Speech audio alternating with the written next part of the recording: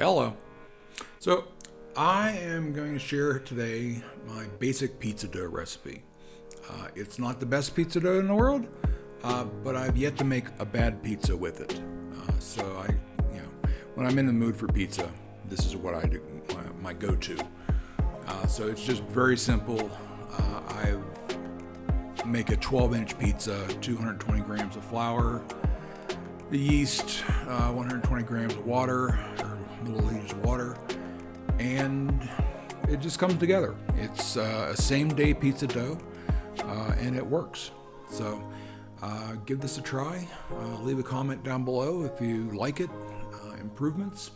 I have gotten better results as far as the flavor of the dough when I make this up and then form it into a ball and then refrigerate it for a day.